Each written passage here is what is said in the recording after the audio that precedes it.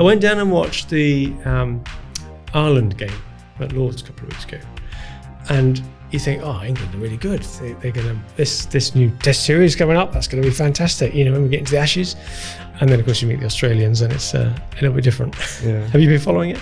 Yeah, I never really followed cricket. My son, my oldest son, he's 11, has really got into cricket in the last couple of years, and he's got me into it. He's got me excited, and I've been following the Ashes series like a hawk. Is it not quite addictive once you start following the score ticking up? You think 5 days disappears. It's exciting.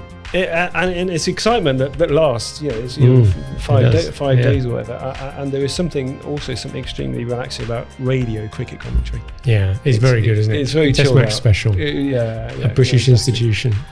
So I've been listening to that. I'm a keen cyclist as well, so with the tournament. So. Oh yeah, lots on at once. Yeah. Well, talking about good radio, maybe we should do a good podcast. Yeah.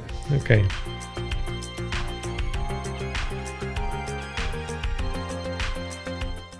Hello and welcome again to the SME Growth Podcast from Wellmeadow. We try to come up with different subjects each week to help SME business owners with the growth of their businesses. And sometimes we invite guests in, and we're lucky enough today to have a guest. So hello, Ewan. Hello. Ewan Bent, thanks for joining us. Thanks for coming in. Today's subject is going to be a mixture of growing a business, starting up a business, helping other businesses to grow, and also all with an angle on zero carbon, which is your area of expertise. Yeah. So I'm fascinated to hear a bit more about that over the next half an hour or so. But why don't we start with a quick introduction of who Ewan Bent is? Where do you come from? What have you done? Thank you. So my name's Ewan Bent. My current company is the Clean Tech Business Group. I've been an advocate and enthusiast for sustainability and environmental protection right back to a teenager. When I went to see Jonathan Porritt, who was the founder of Friends of the Earth. As a teenager, he came to our town hall to speak, and that really inspired me. So that inspired me through my education degree in environmental technology, and right the way through my career, which is now 30 plus years. I wonder if he realises the impact he had from that. I don't know. I would like to think maybe must be lots of others. He doesn't know me, but I know. That's great, though, isn't it? To think that someone from one speech has managed to influence your choice of degree and career, and it's gone on and blossomed over many years. This is the 1980s. There were oil spills. The ozone depletion was starting to become a thing. People were starting to talk about global warming. And I grew up in the southeast of England. And in the southeast, a lot of the green spaces that we used to play on as children were being built on, and that affected me. We would turn up to a field we used to play in, and there were bulldozers on it. So that's kind of where all that started from. That's interesting. Then, so from that, obviously, from that position of being very passionate about it, rather than just being an activist or an interested bystander, you threw yourself into it. You made a career out of this, and you had early businesses that were very much along this line. Yeah, I started out doing various things, from monitoring pollution from landfill sites, moved to Shropshire, to the county council, started doing energy surveys and energy reductions for schools, for example, and public buildings. I took an interest in what was then a very new concept of wood-fueled heating. So we're not talking about logs on your kitchen stove. We're talking about automated boilers that can heat a school or a hospital or a factory using wood chips. That inspired me. I went to Austria for a trip and saw how it was developed in Austria. Came back really enthused. Are they the thought leaders in it then, the Austrians? The Central Europeans, Scandinavians, right? Essentially. And is it wood pellets? Or do they actually extrude the wood? It's wood chips or wood pellets. Now you think of Austria. They don't have indigenous gas. They don't have indigenous oil. But they've got a lot They're of a company that always have to export energy, but they have a lot of this natural resource, which is why they are and were the leaders. Yeah. Am I right in thinking we import quite a bit of wood chip from America? No. Where's that urban myth come from? It's come from Panorama and the program about Drax Power Station. So Drax Power Station is a former coal-fired power station in Yorkshire, which is half converted to biomass. And yes, that does come from North America. The wood pellets come from North America. Right. My business was predominantly making wood chips for fuel in, like I said, public buildings, hotels, nursing homes, from farmhouses. Locally sourced. From locally sourced wood. So wood chip would going to a business in Shropshire would be grown in Shropshire. Oh, okay, that's quite a good, compelling... Typically 20, 30 miles from the woodland to the depot where we'd process the fuel, and then another... Is that unusual, that people providing it that can claim that provenance? No. I mean, what people do. We were the first in the country to do it, but our model has been replicated. Okay. So well, it makes sense, doesn't it? There's not enough value in wood chips to warrant transporting them further because of the transport cost. So it has to, for the economics to work, it has to be local. So your first business was in this. You did that as a startup. You took that from absolute scratch. A startup. I scraped together some savings. Started a business. And what did you need? You need capital equipment? We needed a lot of capital equipment. We needed a hoofing great big specialist wood chipper, which came from Austria. Right. We got some grant support for that. Right. We needed specialist delivery vehicles to blow the wood chips, just in the same way that an oil tanker will deliver oil into a tank. Yeah. We needed, I worked with a company in the east of England to develop a wood chip tanker. Right. All very expensive, all very specialist. Yeah. And you grew that from nothing to what sort of size? About 3.3 million. Impressive, isn't it? Yeah. Local supply. Yeah. Local. We started in Telford, and ultimately around about 200 strong customer base from Lancashire down to the Cotswolds sort of area, a bit into Mid Wales and across to the East Midlands. And how many people were involved in that business? I think we had 11 employees ultimately. Right, so it's quite like a process industry. It's quite a high turnover per person type of ratios. Yeah. It's bulk handling. So that product in itself is a great growth story. What do you think were your biggest challenges as you went through that journey? I don't know how many years you're talking about that. That was over 11 years. The challenges were the capital cost of the stuff we were of the equipment we needed. Sure. But also cash flow. So this is a heating fuel.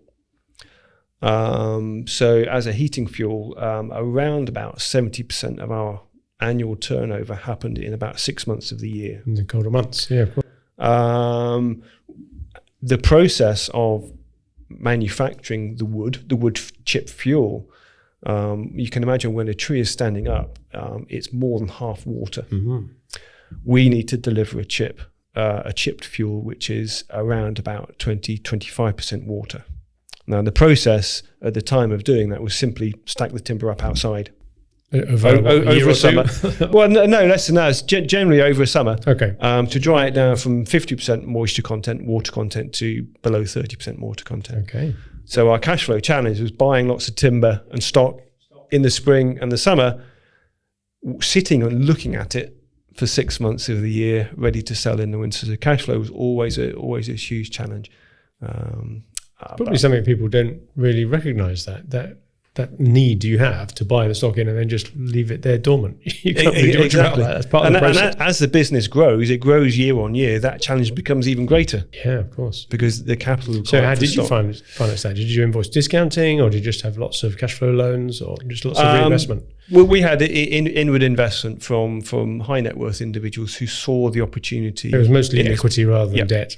In this business, we were able to get debt financing on the equipment, the lorries, the asset financing, the chippers, with some element of grant funding. So that wasn't a challenge, but it was the cash flow. Yeah, well, that's a fascinating story. That I want to come on then to the Clean Tech Business Group, which is the business that you run now. And that's a very different type of business. That's not supplying product at all. That's now supplying advice and advocacy and so on. So tell me a bit about where that came from. How old is that? Well, that's to 2021, I think.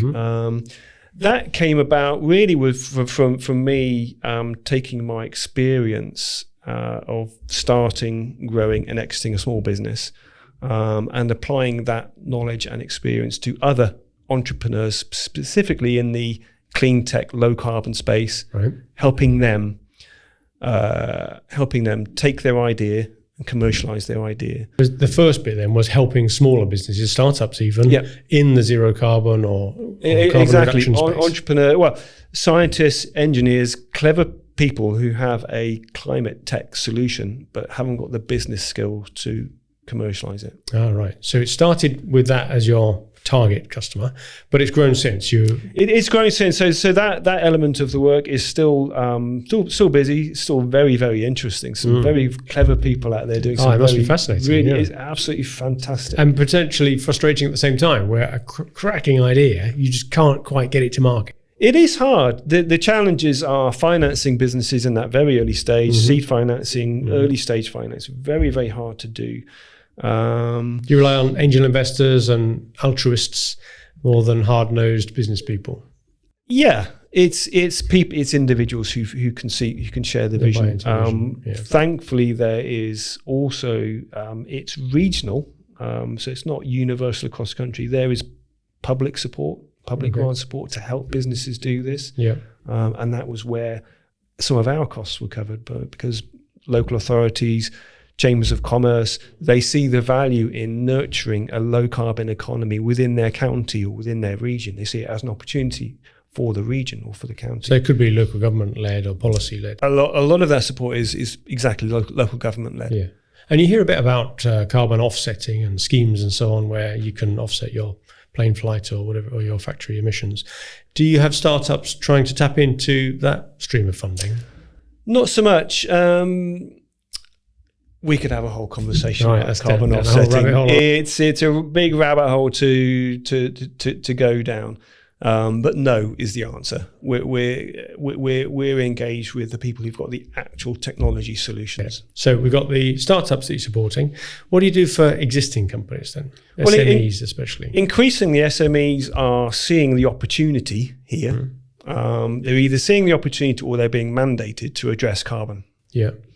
So that is increasingly the other half of our business activity, is working with the general SME community across the country in helping them understand and measure their carbon footprint and helping them implement strategies for reducing it to zero. So without being cynical about it, what's the split there for those that want to do the right thing and reduce their carbon footprint for all sorts of reasons, I'm sure, and those that just see it as a pure and simple cost-saving initiative? What's the balance, do you think? Probably 50-50. Oh, interesting. Okay. We are increasingly seeing it's not necessarily a generational thing. Certainly the younger generation, and there's evidence and studies to back this up. The younger generation take climate, sustainability, biodiversity very much more seriously than the older generation. I mean, there's evidence. It's not my opinion. There's survey responses. It's fact. But having said that, we still see business owners from all generations, all backgrounds, all walks of life actually want to do the right thing, which is fine. But that's not going to get the country to where it needs to be. Right. It's not enough of a driver. It's not enough of a driver. Because I was going to ask you, for SMEs in particular, what's the business problem you're solving? To get the attention of an MD to even have a conversation, you usually have to have some sort of, I can solve this problem for you. So how do you express that? The pressing business problem is the cost to businesses of energy. We've all seen it in our businesses, in our homes. Especially over the last year, 18 months. Yeah. Over the last 18 months, it's a massive cost. And actually, if you cut energy use, you cut carbon. They are the same thing, essentially. So energy cost, energy use, the cost of waste disposal, the cost of process inefficiency are problems. The opportunity... So that's addressing the problem. What we take to business owners who don't necessarily appreciate that sustainable businesses, businesses which have strong sustainability track records, which can be seen to be doing stuff and having ambitious targets, have massive opportunity in the market. They are the progressive businesses. They're seen by their customers. They're seen by their staff as being progressive. And the businesses which don't engage in this process will wither and increasingly be seen as dinosaur businesses over the next 10 to 15 years. I can imagine that, and I suppose it may even be faster than that. And we'll come on to some of the other benefits of doing this later on. But I was interested in a blog I saw you write recently about the fact, I would have thought people doing that, a company doing that, would have half an eye on the marketing benefit. The aura that they can create from doing the right thing. not just the cost reduction bit, but we're doing the right thing for the planet and, as you say, being attractive for all sorts.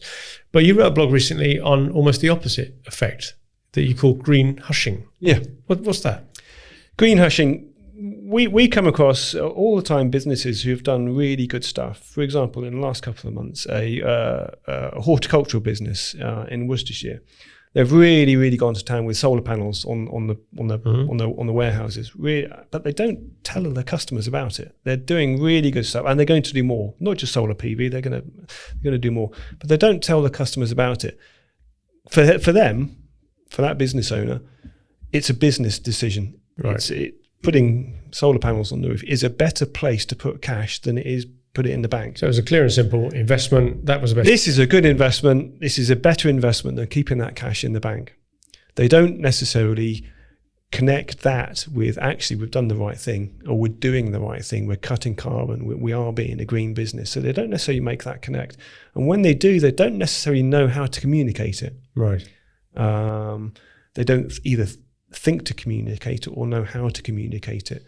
And partly because, and this comes on to carbon reporting, they don't know necessarily what they've done, how that fits into how it's impacting their overall carbon footprint. So they know they're saving carbon by doing this thing, whether it's insulating or solar PV or putting LED lights, but they don't know what impact that's had on that carbon footprint because they haven't measured the carbon footprint before they did that. And they still haven't measured it afterwards. That's something you can help companies do. So they don't know how to talk about it. They don't know the numbers behind it, behind what is the benefit. They just know generally it's the right thing to do, and it saves them money. And it's a good return on investment, particularly given the costs of energy over the last that's exaggerated over the last 2 years. Exactly. So you mentioned carbon reporting there, and something that I was quite surprised to find out that there are, and maybe it's an ignorance I shouldn't have had this blind spot, but there's a mandated level of carbon reporting for a certain size of company. Where does that kick in, where companies have to report there? Well, there's two elements to that. Around about 2 years ago, the Cabinet Office decreed that businesses tendering for public sector contracts or frameworks, so for example, MOD, NHS, even a county council, over a certain value, the value is 5 million value of a framework, have to report their carbon. It's a pass-fail requirement. Don't necessarily have to reduce it, but have to report. They have to report it, or they have to have a strategy for reducing it. Oh, so it's not just reporting. It's not just reporting. It's this is where we are now. We need to be at net zero by 2030, or we want to be at net zero by 2030, 2035, 2050 at the latest, because that is the point at which the country aims to be at net zero. So they have to say where they are now, when they're going to achieve net zero, and what is their trajectory for doing that. So interim targets, and what specific actions they are going to implement to achieve that. Wow. And so do they tend to have in-house expertise to do that? No, most of the businesses we're dealing with do not know how to do that. So this is where they use us, and we're increasingly being used as companies as their carbon accountants. Right. It just in the same way that they have a financial accountant that does their tax returns every year and their annual accounts every year. So lots of SMEs listening won't realise that there's, in these larger companies, this need to do that. And as you say, almost equivalent to the financial accounting, you need the carbon accounting bit. Exactly. You can't just Google, I use certain kilowatt hours of electricity, therefore put that number in the box. It's more complicated. It is a lot more complicated than that, always. Even for public sector contract work below that threshold, some local authorities are voluntarily adopting a carbon strategy, or the presence of a carbon strategy, as a pass-fail. Right. Or if not a pass-fail, there is a score associated with it. This is the below the 5 million. Below the 5 million. Is that the other one you talked about then? You said there were two areas where this is triggered. One is the public sector. No, the other one is within the supply chain to some of the larger PLCs. As an example, we've worked with a tomato grower in the Vale of Evesham. They supply tomatoes to two of the top supermarkets. those supermarkets are mandated to these suppliers that they must report their carbon and must show their carbon reduction strategy. Wow. Okay. So even reasonably small businesses, if they're supplying a large enough business with that attitude, and I guess I've seen that before with things like modern slavery reporting or other aspects that are only mandated on larger firms, they have this either intention or requirement to pass that spirit down the supply chain. Exactly. So carbon reporting is coming down the line. It's already there for the larger frameworks, for the larger business. It's coming down the line for SMEs. So a bit like with IR35, the tax reporting that started with larger firms and it's gradually coming down. Now it's 10 million above and it'll soon be lower. You see the same happening with, even it'll get to SMEs at some point. Exactly. Very soon, do you think? I would say within the next 5 years. Wow, okay. So companies could be listening to this and just think, well, I'll wait till it hits me. Is there a benefit in doing it sooner? Absolutely. We talked earlier about what is the business problem. The business problem is cost. The business opportunity, or the business opportunities, are the fact that firstly, consumers are increasingly wise and actively seeking out businesses with good environmental track records, good sustainability targets, able to show progress towards meeting those sustainability, carbon, call it what you will. So there's a good marketing element to that, and there's anecdotal evidence that customers are more sympathetic and more loyal to businesses which can show and share their net zero carbon sustainable journey. So there's that whole customer retention benefit. Okay. Now I've seen that, and regular listeners of the podcast, we know we talk about beer quite a lot. And I've seen on the Brewdog branding and all of their marketing, they're very much making a play of the fact that they are a negative carbon business. So the more beer you buy, the better it is for the planet. A great strapline, you know. Now is that greenwashing, or is that really a thing? I couldn't speak specifically about Brewdog. Because I don't know their strategy, I don't know their messaging, but it's certainly, in principle, it's a very, very strong marketing message. Well, they splash it all over their packaging, so I guess it must be working. They do. We talked about greenwashing. Where we fit in with businesses is actually putting the meat behind those bones, making sure that actually what they're claiming is absolutely bulletproof. Right. Absolutely. So you're a bit like the independent auditor, not quite with the same regulatory backing as an accounting auditor, but nevertheless in the zero carbon world. Exactly. We enable SMEs to say, look, these aren't our words. These are the words from our external expertise. I don't like being called an expert, but our external experts in this field. So exactly, it's a second pair of eyes. It's a second opinion. And are there standards or regulatory frameworks, even at a lower level, that you and other companies in your space have to adhere to, or is it still very much relying on professionalism and integrity? No, there aren't. Well, there are standards. There are voluntary standards. Without boring you, we do our carbon reporting to a global standard called PAS 2060 and PAS 2060, like a BSI standard. Right. So there are standards to this, and we adopt that standard. So that's important, that if anybody listening wanted to go down this road earlier than they're mandated to, don't just ring up your mate who said in the pub that he might be able to do it for you. There is a standard. I mean, there are web-based tools that businesses, people, householders and businesses can use to do this. We've looked at those. We've tried one of them. We tried it for a year. It was very, very limited. Okay. So it gets you started on the journey, maybe, but to do it properly, you need to do it properly and to actually stand by it. Because what you don't know with some of these web-based platforms is what data sits behind it. What conversion factors are they using? What database? It's all hidden away in the web. That's all hidden away. You can't interrogate that. So that's why we looked at those. We tried one and thought, no, we can do this better. We could be much more transparent. We could be much more detailed. We can go into all sorts of weird and wonderful issues, emissions that businesses have that these standard databases can't cope with. And we always find something in businesses which is a bit not standard. Yeah. Whereas these standardized approaches, they don't give you the full. They can't give you the full story, which is why we Well, it's an interesting thought then that this mandated reporting, which you're already seeing through the supply chain for the big companies and the public sector procurement, that's coming down anyway. So we're all going to be experiencing this at some point in the future. So that's good. I wanted to ask a bit more, like we said earlier on, this is the business growth podcast. We're looking to find out how businesses are growing. I'm interested in your experience growing your business, the clean tech business now. What sort of things are you finding works when you're trying to get the attention of companies out there, whether they be the startup sector you talked about or the SMEs or even the zero carbon reporting type customers? How are you getting attention? What we find works is educating them.